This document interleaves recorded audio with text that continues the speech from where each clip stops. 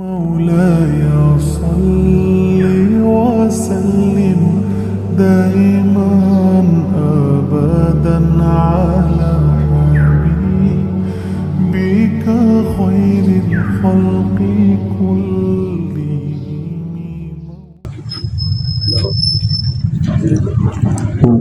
Bismillahirrahmanirrahim. Assalamualaikum warahmatullahi wabarakatuh. Alhamdulillahirrabbilalamin. Wassalatu wassalamu ala ashrafil anbiya'i wal mursalin wa ala alihi wa sahbihi ajma'in wa ba'd. Nas'alullaha ayyamunna alaina bil ilmin nafi' wal amalis salih wa yaftah lana futuhal arifin wa yufaqihana fid din wa yarzuqana al-ikhlas fil aqwali wal a'mal. Allahumma amin.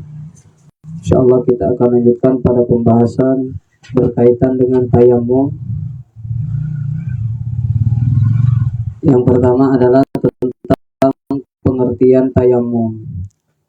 Pengertian tayamum. At-tayamum lughatan, tayamum secara bahasa adalah bimakna al-qasdu atau bermaksud. Nah,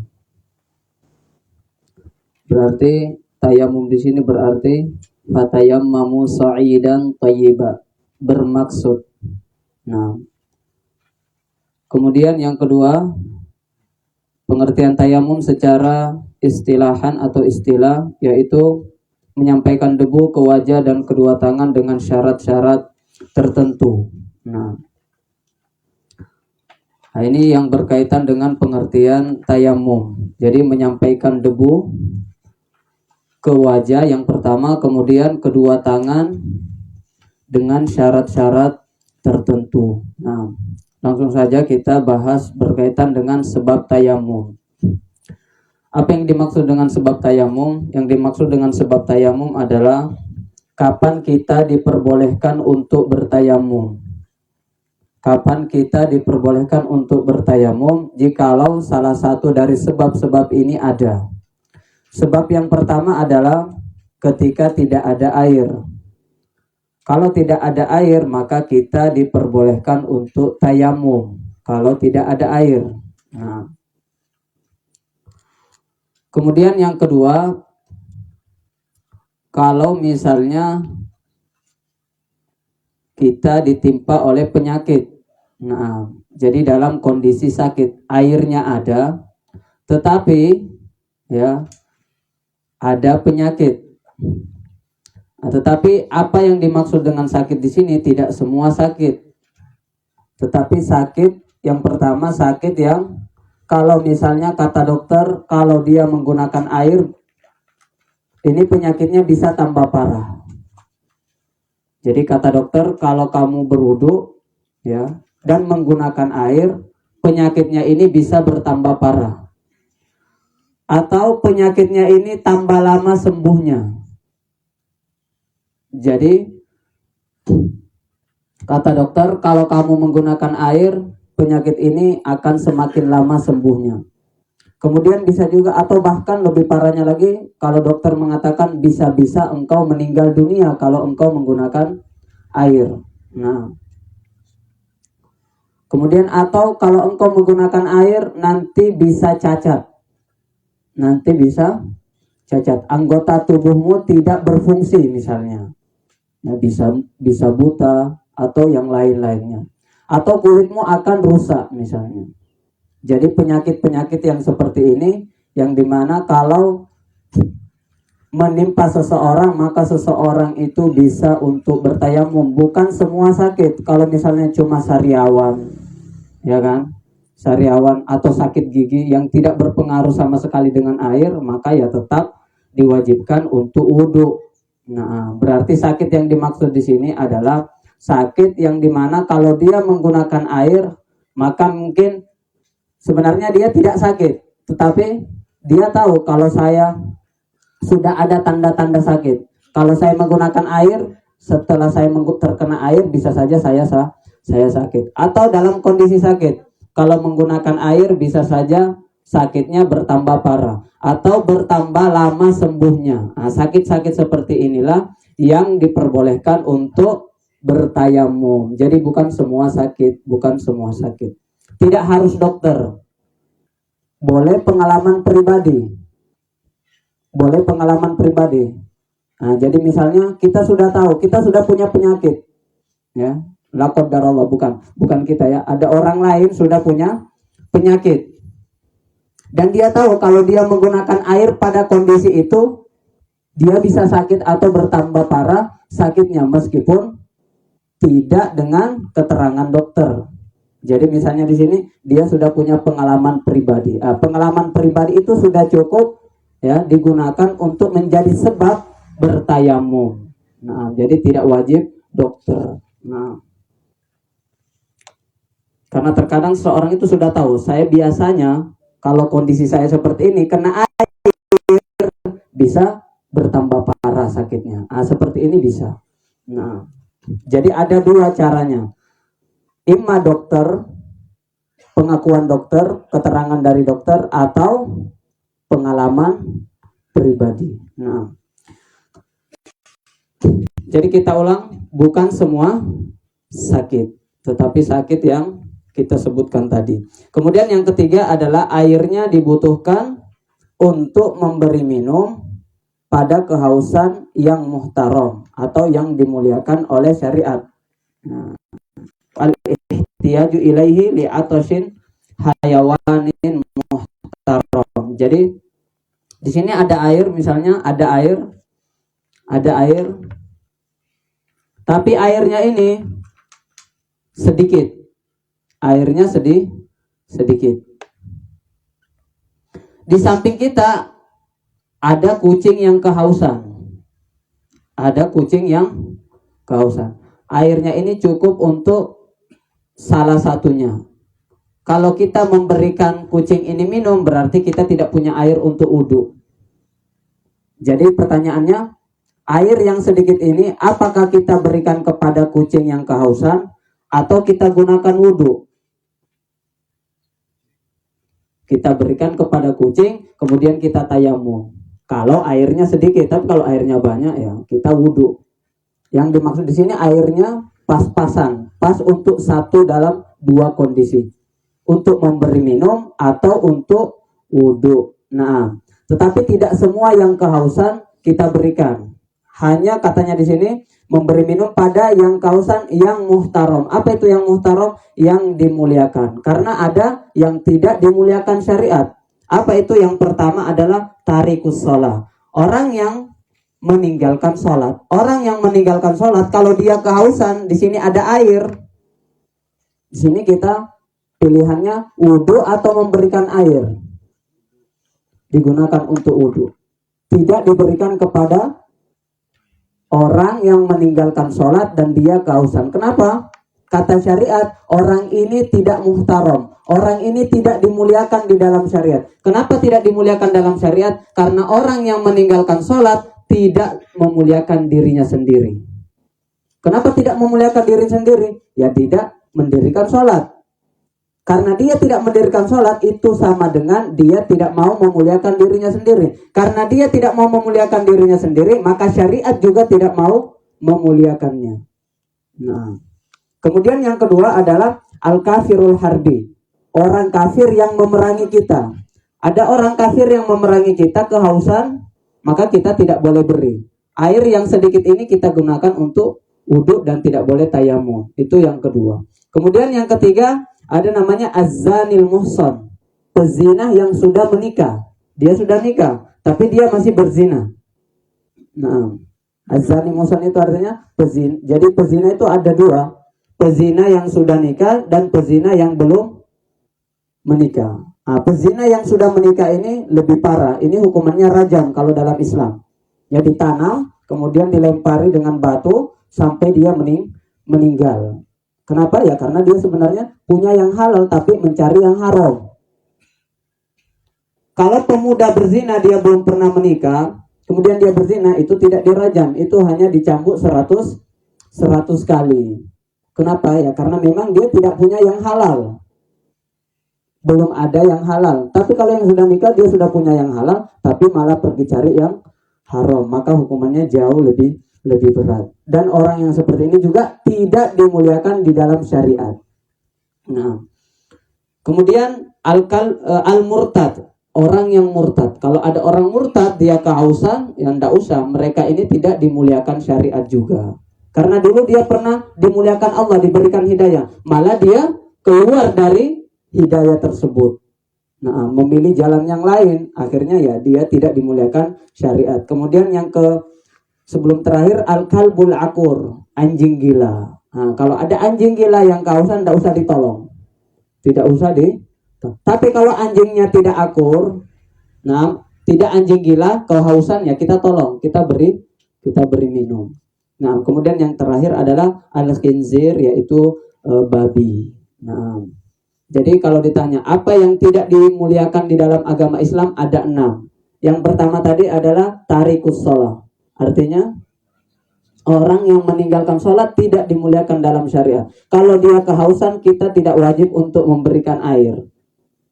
Yang kedua, al-kafirul harbi, orang kafir yang memerangi kita. Artinya kalau ada orang kafir yang tidak memerangi kita, dia kehausan, di sini ada air, kita tetap wajib memberikan minum, kemudian kita tayamum. Kalau tidak memerangi kita, tapi kalau dia memerangi kita ya tidak boleh. Kemudian yang ketiga, pezina yang sudah menikah, dia sudah punya istri tapi masih berzina. Nah, kemudian yang keempat adalah orang yang murtad, keluar dari agama Islam. Kemudian yang terakhir adalah sebelum terakhir yang kelima adalah anjing gila. Kemudian yang keenam adalah al-khinzir atau babi. Nah, ini yang dimaksud dengan yang tidak dimuliakan. Nah, selainnya dimuliakan. Selain dari 6 ini berarti dimuliakan. Kalau dia haus, berarti air yang pas-pasan ini kita berikan kepada dia untuk diminum, kemudian kita cukup untuk bertayamum. Ini yang dimaksud dengan sebab yang ketiga. Nah, kemudian langsung berarti kalau ditanya sebab tayamum ada berapa? Ada 3. Yang pertama karena tidak ada air. Bagaimana cara wudhu kalau airnya memang tidak ada. Yang kedua sebab sakit. Karena kalau menggunakan air boleh jadi penyakitnya tambah parah atau semakin lama sembuhnya dan seterusnya. Kemudian yang ketiga karena airnya pas-pasan dan ada yang lebih membutuhkan. Nah, sekarang kita lanjutkan syarat tayamum. Nah, syarat tayamum. Yang pertama, tayamum itu harus dengan debu. Tayamum itu harus dengan debu. Nah, di sini debu dengan catatan debunya kering, tidak boleh debu basah. Ya, debu yang dimaksud di sini adalah debu yang kering, bukan debu basah. Kalau debu basah kan kasihan mukanya. Ya, kalau dia tayamum dengan debu yang basah kasihan mukanya. Ya, tidak sah juga, tidak sah. Jadi debunya harus debu kering. Nah, kalau serbuk kayu boleh atau tidak? Jadi ada kayu terus ada serbuknya mirip debu. Nah, itu bisa digunakan tayamum atau tidak? Tidak. Nah, karena bukan debu. Yang boleh kan debu, sa'idan thayyiba. Fatayammamu sa'idan thayyiba, bukan kayu. Jadi tidak boleh dengan serbuk kayu. Nah, kalau serbuk batu misalnya, bisa atau tidak? Batu biasanya hancur itu, ya kan, seperti semen itu bisa atau tidak? Ya tidak juga, karena itu juga bukan debu. Berarti yang pertama yang dimaksud di sini tayamumnya harus dengan debu atau tanah, dari tanah itu. Nah, kemudian yang kedua debunya harus suci. Berarti kalau debunya najis atau tercampur najis ya tidak boleh. Misalnya tercampur, mohon maaf, dengan air kencing, meskipun sudah kering air kencingnya, tapi kita lihat di situ ya kucingnya sudah kencing di tanah itu, ya tanah itu ya tidak bisa digunakan untuk tayamum meskipun air kencingnya sudah kering. Nah, kemudian atau debu yang kuburan yang sudah digali. Kalau alhamdulillah di Indonesia ini jarang kuburan digali, tapi kalau di Mekah itu ya kalau sudah ratusan tahun atau sudah lama kuburannya, biasanya karena tidak ada tempat lagi, kuburan yang lama itu digali lagi, kemudian ditempatin yang baru lagi. Nah, kuburan ini sudah bercampur dengan mayat yang yang meninggal itu akhirnya tanahnya itu tidak bisa digunakan, tanah kuburan yang sudah digali itu tidak bisa digunakan untuk bertayamum. Nah, karena sudah bercampur dengan najis. Yang ketiga adalah tidak debu mustakmal. Nah, tidak boleh menggunakan debu mustakmal. Anggaplah di sini ada debu. Jadi menggunakan debu itu tidak harus banyak. Ya, tidak harus banyak. Debu itu ya seujung sendok makan itu ya sudah cukup sebenarnya. Kita ambil ujung sendok itu, kemudian kita letakkan misalnya di atas koran atau wadah, ya, kita letakkan di atas kertas, kemudian kita ratakan, itu sudah cukup. Nah, debu yang mustakmal itu artinya bukan debu yang ada di atas kertas itu. Misalnya kita ngambil debu yang ada di atas kertas ini bukan debu mustakmal. Ini masih bisa digunakan sampai 100 kali selagi debunya masih ada. Debu yang mustakmal yang dimaksud di sini adalah debu yang sudah digunakan untuk membasuh wajah, mengusap wajah, untuk mengusap wajah. Kemudian debu yang jatuh dari wajah kita itulah debu mustakmal. Jadi yang dimaksud dengan debu mustakmal bukan debu yang dipakai yang di atas kertas itu, tetapi debu mustakmal itu adalah debu yang sudah jatuh dari anggota tubuh kita atau tangan kita usap dengan debu, kemudian ada debu yang jatuh, itulah namanya debu mustakmal. Jadi jangan salah paham. Sebagian orang pemahamannya debu mustakmal itu yang debu yang di atas kertas tadi. Nah, itu bisa digunakan untuk beberapa kali. Nah, dan untuk beberapa orang misalnya. Jadi satu debu bergantian itu bisa. Nah, kemudian yang keempat tidak bercampur tepung atau semacamnya. Nah, berarti debunya debu murni. Murni. Seperti air harus air mutlak, tidak boleh dicampur dengan air teh karena nanti jadi air teh. Tidak boleh dicampur dengan kopi. Ya, kopi tidak bisa digunakan untuk wudhu. Ya, sama dengan debu, tidak boleh dicampur dengan tepung dan semacamnya. Nah, kemudian yang selanjutnya bersengaja untuk tayamum, karena arti dari tayamum tadi secara bahasa artinya al-qasdu atau bermaksud. Ya, contohnya dia habis kerja di tempat yang banyak debu, akhirnya anggota tubuhnya itu penuh dengan debu. Setelah kerja, mau sholat tidak ada air misalnya, jadi dia habis kerja, badannya penuh dengan debu. Nah, mau sholat tidak ada air, kemudian tangannya sudah penuh dengan debu karena memang kerjanya di tanah misalnya, ya. Akhirnya dia bilang, ini sudah bisa untuk tayamum, langsung aja. Ya, tidak bisa seperti itu karena debu yang melekat ini tidak bermaksud untuk tayamum. Tadi ya, debu yang ada di tangan, yang ada di wajahnya itu, yaitu tidak bermaksud untuk tayamum, tetapi itu datang dengan sendirinya, tidak dimaksudkan. Nah, ini bisa dipahami atau tidak? Jadi yang bermaksud di sini adalah kita harus benar-benar memindahkan itu, ya, mengambil debu itu dengan tujuan untuk bertayamum. Tidak bisa tiba-tiba tangan kita penuh dengan debu, wajah kita penuh dengan debu, kemudian kita tinggal usap seperti ini saya niatkan untuk tayamum. Itu tidak bisa. Harus diambil debunya, kemudian dipindahkan ke wajah. Kalau misalnya ada angin kencang, terus anginnya banyak debunya, kemudian ke wajah kita misalnya, nah itu belum cukup. Kenapa? Karena perpindahan debunya itu tidak dengan maksud tayamum, tetapi itu dengan sendirinya. Jadi harus kita pindahkan. Jadi ketika kita pindahkan debu itu sudah ada niat untuk bertayamum. Itu yang dimaksud dengan bersengaja untuk tayamum. Kemudian yang keenam, mengusap wajah dan dua tangannya dengan 2 kali tepukan tanah. Jadi harus yang diusap, mengusap wajah dengan 2 tepukan tanah, 2 kali. Jadi 1 kali tidak cukup.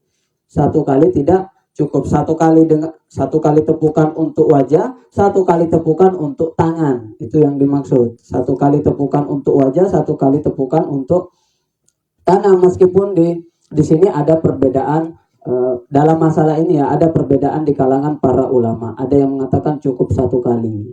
Nah, cukup 1 kali, tapi yang muktamad, yang pendapat yang dikuatkan di dalam mazhab Syafi'i adalah dengan 2 dua kali mengambil tanah, dua kali mengambil debu. Nah, kemudian yang ketujuh, karena di sini memang ada apa?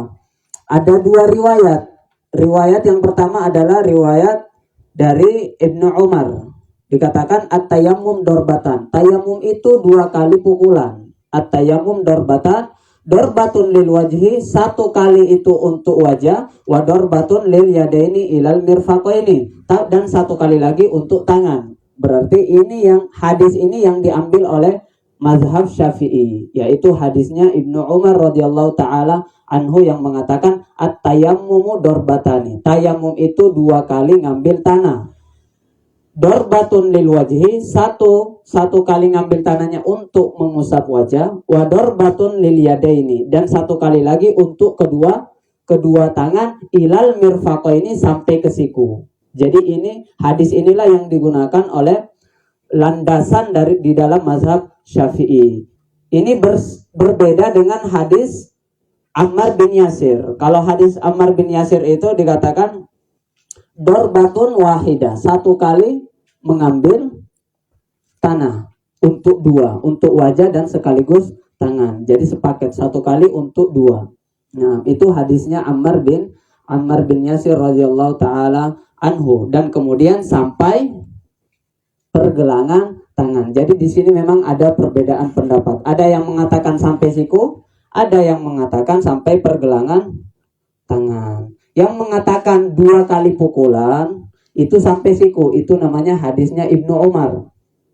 Yang mengatakan satu kali pukulan itu sampai pergelangan tangan, itu hadisnya Ammar bin Yasir radhiyallahu taala anhu. Jadi masing-masing punya dalilnya, ada dalilnya masing-masing. Nah, kemudian yang ketujuh adalah sebelumnya sudah membersihkan najis di badan. Nah, jadi kalau misalnya di tangan kita itu ada najisnya, ya mohon maaf, ada kotoran hewan, ya kan, terkena kotorannya, itu dibersihkan dulu sebelum tayammum. Nah, kemudian yang kedelapan, ijtihad menentukan kiblat. Apa yang dimaksud? Orang kalau mau tayammum, dia sudah harus tahu arah kiblat sebelum dia bertayammum. Kalau kita wudhu, itu tidak disyaratkan kita tahu arah kiblat.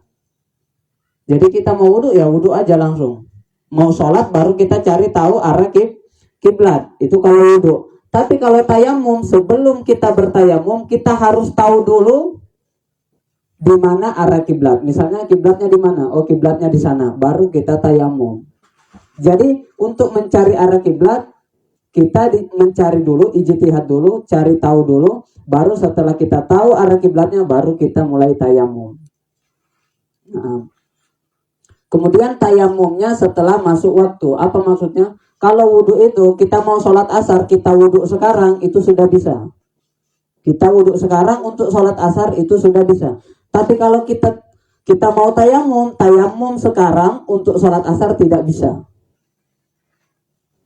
Kapan kalau kita mau tayamum untuk sholat asar? Ketika waktu asar masuk. Artinya ketika kita sudah mendengarkan azan asar, baru kita boleh tayamum. Sekarang yang masih belum boleh. Beda dengan wudhu.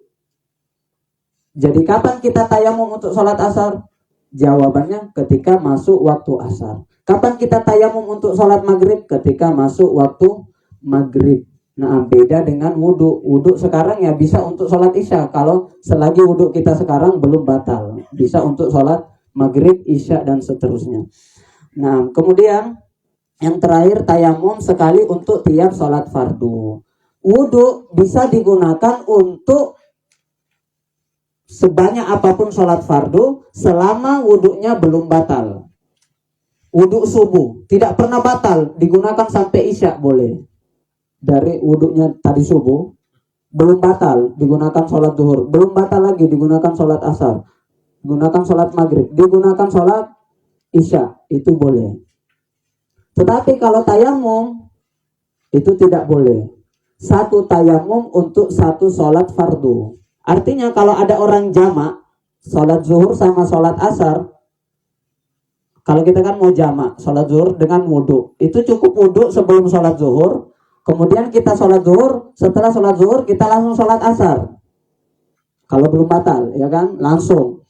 Tapi kalau dengan tayamum, kita mau jamak sholat zuhur sama asar, kita tayamum dulu. Pas masuk azan zuhur berkumandang, kemudian kita tayamum. Setelah tayamum, kita sholat zuhur. Setelah assalamualaikum selesai sholat zuhur, kita tayamum lagi. Kita tayamum lagi untuk sholat asar. Kenapa? Karena tayamum itu hanya bisa untuk satu sholat fardu. Adapun sholat sunnahnya boleh. Misalnya, dia mau sholat rawatib. Misalnya, rawatib zuhur, namanya qobliyah zuhur. Dia tayamum dulu. Digunakan untuk qobliyah zuhur, sholat sunnah.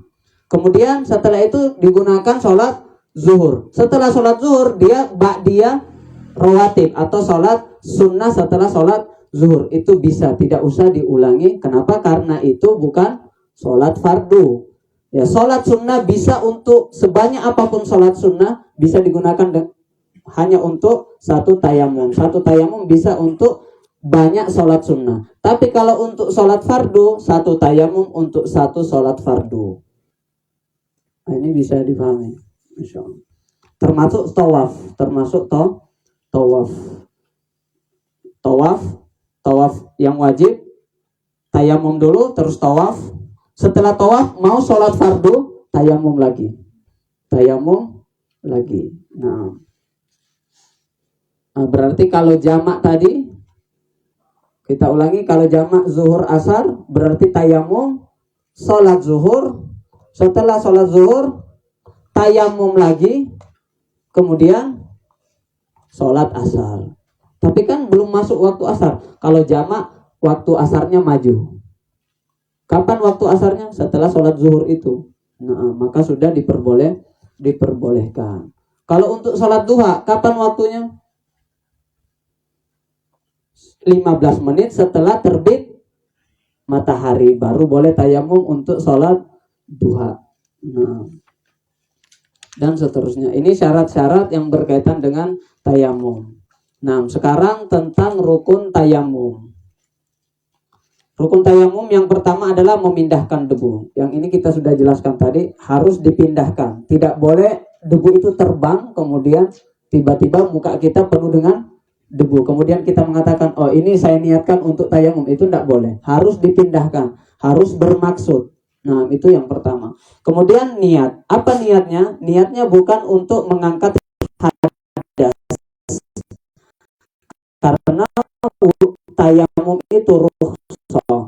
Kalau wudu gunanya untuk mengangkat hadas besar. Kalau tayamum bukan untuk mengangkat hadas baik kecil maupun besar, tapi dia namanya listibahatis shalah, hanya untuk membolehkan kita sholat. Jadi niatnya itu bukan saya bertayamum untuk mengangkat hadas, tidak seperti itu. Tetapi saya bertayamum untuk memperbolehkan sholat, gitu. Kalau mau bahasa Arabnya listibahatis shalah. Tapi kalau tidak mau berarti intinya supaya saya dibolehkan sholat. Intinya seperti itu. Saya tayamum ini untuk supaya dibolehkan sholat. Itu niat tayamum. Bukan saya tayamum untuk mengangkat hadas kecil. Saya tayamum untuk mengangkat hadas besar. Karena tayamum ini pengganti dari wudhu sekaligus pengganti dari mandi. Jadi tayamum untuk dua. Dan caranya juga sama. Mau mengangkat hadas kecil caranya sama, mau mengangkat hadas besar ya tidak berbeda. Jadi tidak usah seluruh tubuh dibasuh dengan debu kalau mengganti hadas yang besar. Nah, ini yang dimaksud dengan niat. Berarti kalau ditanya, apa niat tayamum? Saya tayamum untuk diperbolehkan sholat. Atau yang mau bahasa Arab, listibahatis sholat. Listibahatis sholat. Nah, dan tentunya di dalam hati. Tentunya di dalam hati. Nah, kemudian yang ketiga,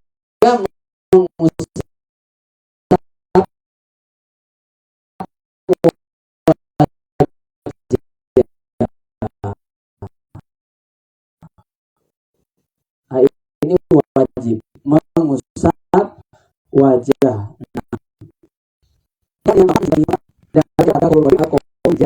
Nah, ini ya, tapi pendapat yang paling utama yang dalam mazhab adalah yang sampai siku.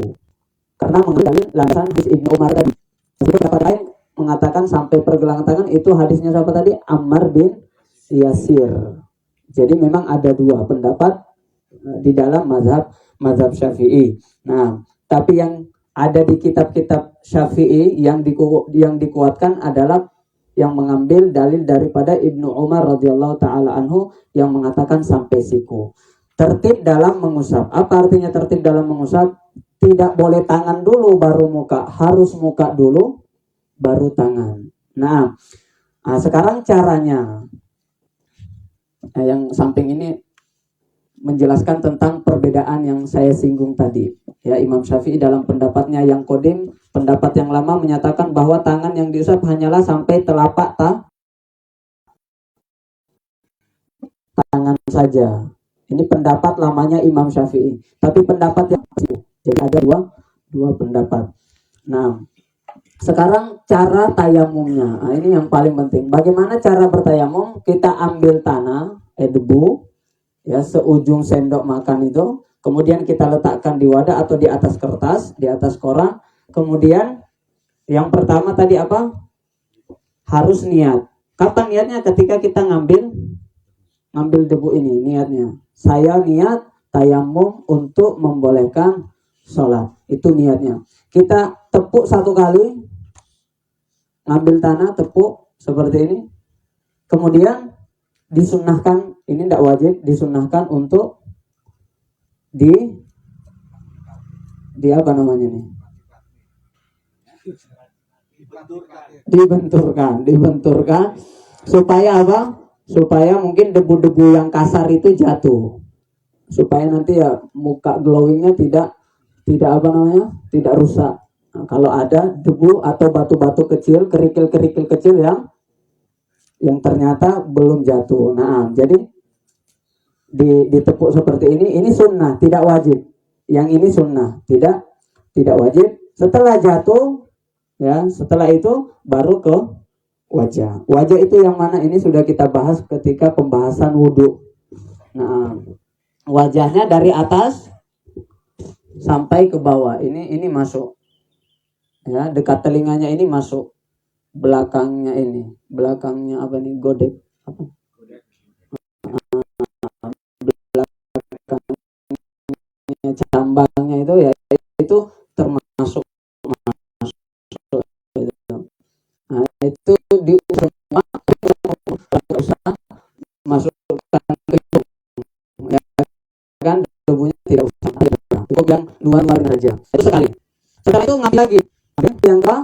Ambil yang kedua. Kalau punya cincin, yang baru nikah cincinnya dibuka.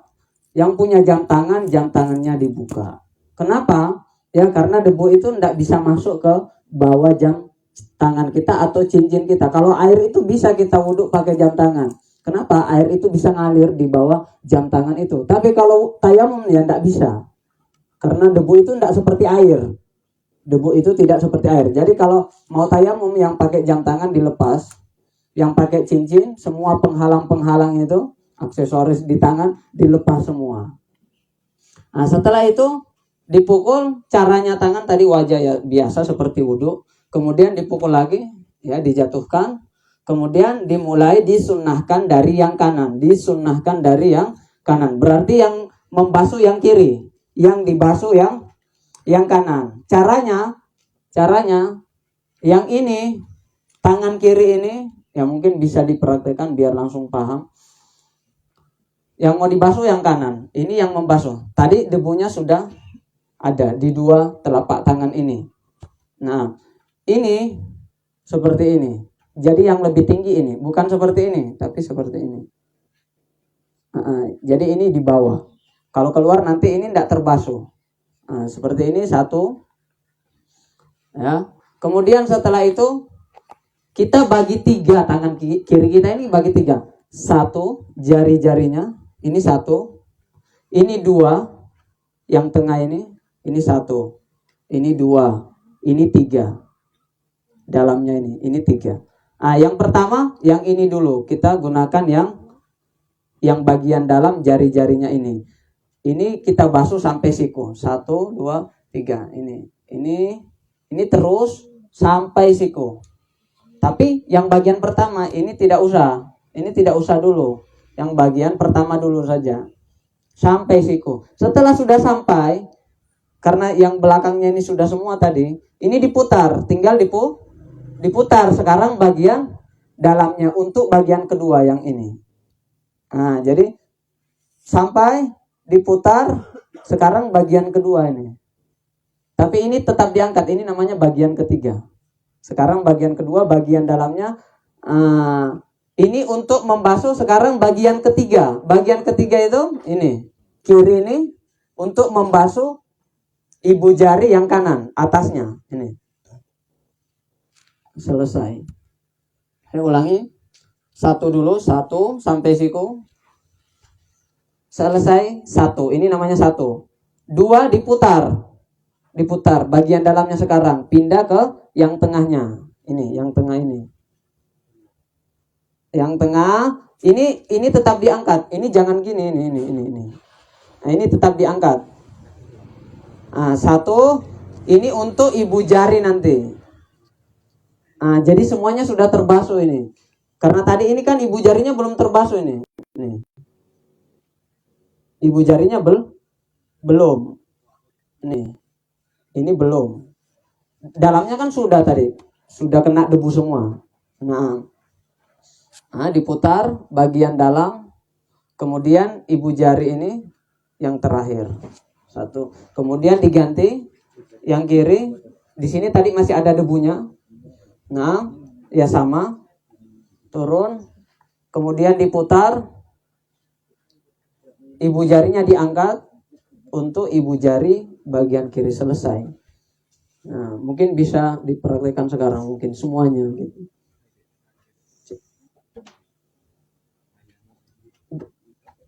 Sama temennya mungkin. Jadi temennya, oh ini kurang seperti ini gitu.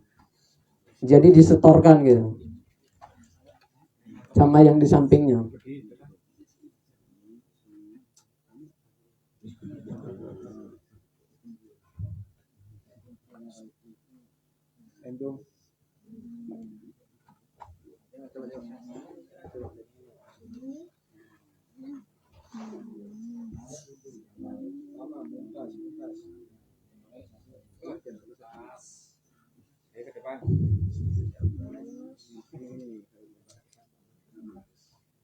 Nah, ini sudah bisa. Ini namanya cara tayamum dalam mazhab Syafi'i, pendapat yang baru. Adapun pendapat yang lama ya sampai sini. Sampai pergelangan tangan cukup seperti ini, selesai gitu. Nah, itu pendapat lebih ringan. Nah, jadi yang pendapat lama, tetapi sekali lagi pendapat yang dikuatkan caranya yang seperti tadi itu. Nah, landasannya siapa? Hadis Ibnu Umar radhiyallahu taala anhu yang mengatakan tayamum dorbatani, tayamum itu 2 kali pukulan, ad-dorbatun satuan untuk wajah, wadorbatun satunya lagi lil yadaini untuk kedua tangan, ilal mirfaqaini sampai ke siku. Nah, ini yang dikuatkan di dalam mazhab Syafi'i. Nah, kemudian yang selanjutnya sunnah tayamum.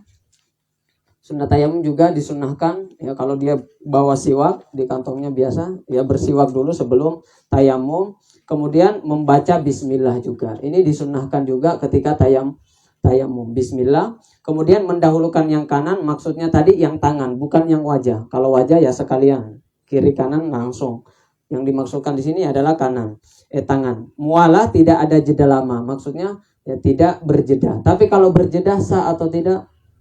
Misalnya 1 pukulan dulu, kemudian ngusap wajah, kemudian tiba-tiba ada tamu, ya kan? Setelah pulang tamunya kembali lagi, pukulan yang kedua langsung, sah atau tidak? Misalnya tadi 1 pukulan, wajah selesai, berarti sisa 1 untuk tangan. Tapi tiba-tiba ada telepon, dia ngangkat, nah, tidak selesai tadi tayamumnya, baru setengah, baru sekali pukulan. Setelah nelpon, kemudian dia langsung pukulan yang kedua, membasuh, mengusap kedua tangannya, sah atau tidak?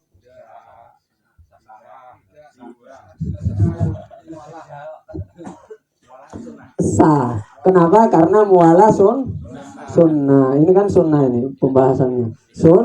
Sunnah. Tapi lebih baik tidak dijeda, itu maksudnya. Lebih baik tidak berjeda.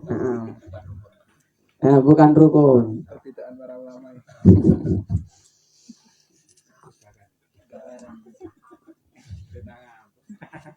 Kemudian yang kelima ini tidak usah, ini biasa aja. Kemudian mengurangi debu yang ada di kedua telapak tangan yang tadi. Mengurangi debu itu maksudnya ini sunnah. Nah, kemudian merenggangkan jari-jari ketika mengambil debu. Jadi bukan gini. Ketika mau ngambil debu ini direnggangkan sedikit. Gini. Jadi tidak dirapatkan. Nah, tapi kalau dirapatkan sah atau tidak? Sah, karena sunnah. Menghadap kiblat. Kiblatnya mana? Sana. Kalau saya tayamum menghadap sana, sah atau tidak? Sah. Kenapa? Karena sunnah. Tapi syarat tadi apa maksudnya? Syarat tadi harus mengetahui. Itu tahu, saya tahu kiblat di sana, tapi saya tayamumnya ke sana. Beda menghadap kiblat, beda tahu. Jadi sebelum tayamum saya sudah harus tahu arah kiblat. Oh, arah kiblat di sana, itu namanya yang syarat. Kalau tidak tahu, tayamumnya tidak sah. Saya sekarang sudah tahu. Berarti syaratnya sudah ada. Tapi ketika saya tayamum, menghadapnya ke sana, lawan dari kiblat, sah atau tidak? Sah. Karena yang disyaratkan itu bukan menghadap kiblatnya saat tayamum, tetapi tahunya, ilmunya, tahu arahnya, bukan menghadapnya. Bisa dibedakan ya? Nah, insyaallah. Kemudian yang selanjutnya, terakhir sunnah wudhu kecuali, maksudnya semua yang disunnahkan wudhu kecuali melakukan usapan 3 kali. Kalau wudhu itu disunnahkan 3 kali. Tapi kalau tayamum ya 1 kali, tidak usah 3 kali. Tidak usah 3 kali. Tidak disunnahkan juga kumur-kumur dan menghirup masuk ke hidung, tidak usah. Nah, dan juga termasuk yang disunahkan adalah berdoa. Tetap berdoa, asyhadu alla ilaha illallah wa asyhadu anna muhammadar rasulullah, Allahumma ja'alni minat tawabina wa ja'alni minal mutatahhirin. Nah, terakhir pembatal tayamum. Semua yang membatalkan wudhu membatalkan tayamum. Sekarang murojaah.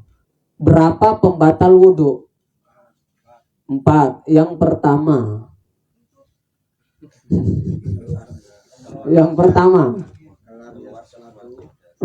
Segala sesuatu yang keluar dari 2 lobang.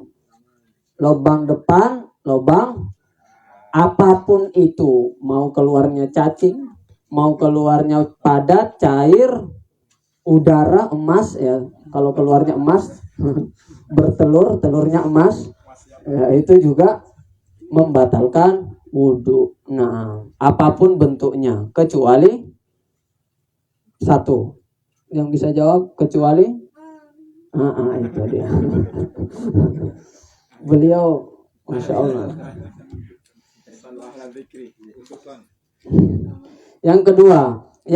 Yang kedua tadi apa? Pembatal wudhu? Hilangnya akal. Apa contohnya hilangnya akal? Bobok, tidur, terus gila, pingsan, mabuk, kesurupan. Intinya tidak sadarkan diri. Nah, yang ketiga, bersentuhan kulit laki-laki perempuan yang sudah bersyahwat tanpa batas. Kalau masih ada batas, satunya kulit, satunya kain, tidak batal. Yang batal ini kulit sama kulit. Kalau seperti ini tidak batal. Nah, kemudian yang terakhir, menyentuh 2 kemaluan, belakang dan depan. Nah, kemudian yang kedua murtad. Nah, ini jelas ya. Kemudian yang ketiga, ragu adanya air jika sebab tayamumnya karena ketiadaan air. Jadi batal. Misalnya dia sholat, apa sebab tayamumnya? Tadi ada 3. Salah satu sebabnya karena airnya tidak ada.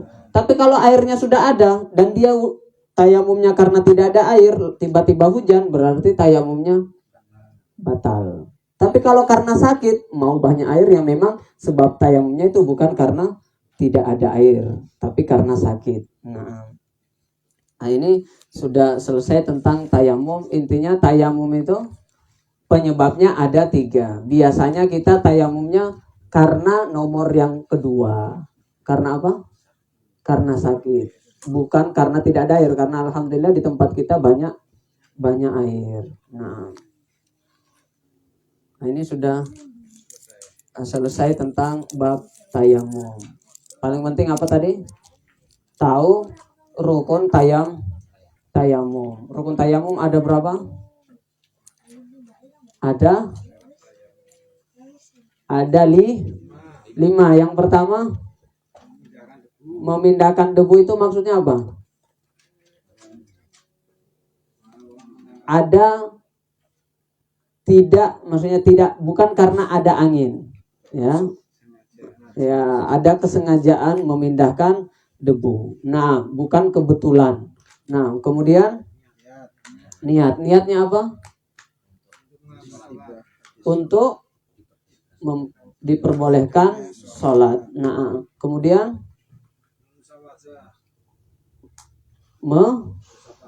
mengusap wajah, kemudian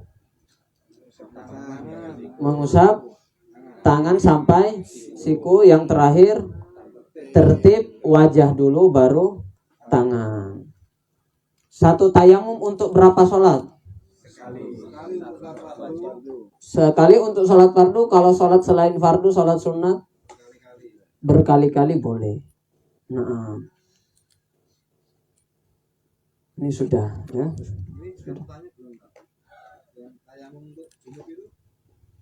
Oh, mana yang mana?